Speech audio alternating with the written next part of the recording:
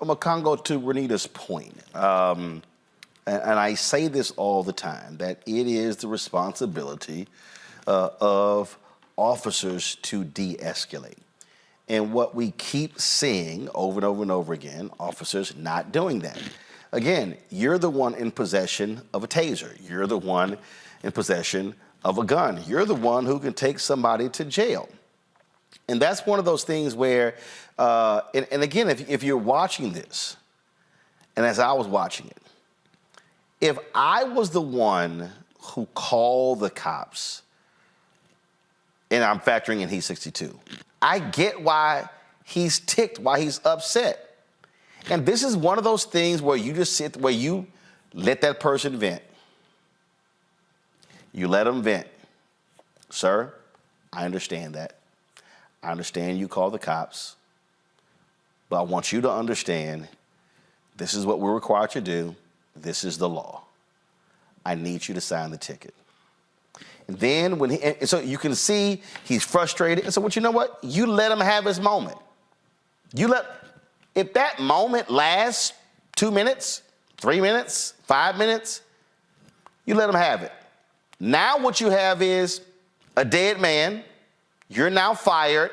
So again, 5 minutes of letting that person vent prevents everything that happened afterwards.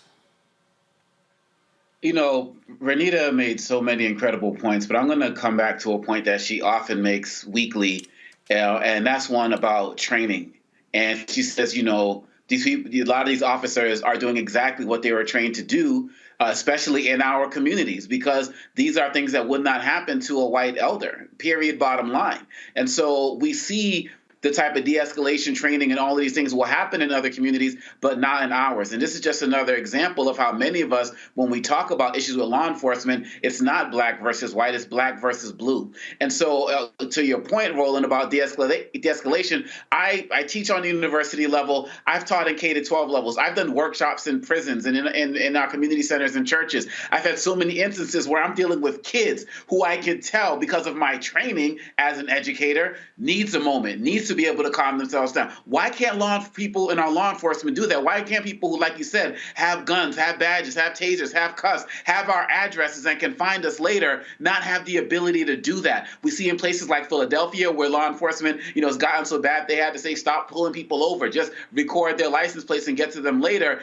But we have a man who was dead. And as a father, somebody with daughters, you know, Black people, we will never become desensitized to these things because we can always see somebody in our own family in these videos or somebody that we know. And so to listen to the daughter go through that and speak about that and watch how her dad was just taken from her by somebody who was arrogant, ignorant, and completely disrespectful, I don't trust the APD to do anything about it. I'm looking at the pictures of this man, by all accounts, a family-dedicated man, a church man, and taken on the streets like that by quote-unquote one of our own. This is ridiculous, and the Justice Department needs to be on this, especially now that the videos that has been out and shown to the public, they should have already been on this, but we have to keep speaking up. This is not a story that you're seeing on any other network today or tomorrow or the day before yesterday. So if we're not going to speak up on it and help these families get justice and make these changes, nobody else will. So I know people say, oh, we do this all the time. No, we don't do this all the time. What we do all the time is demand for justice,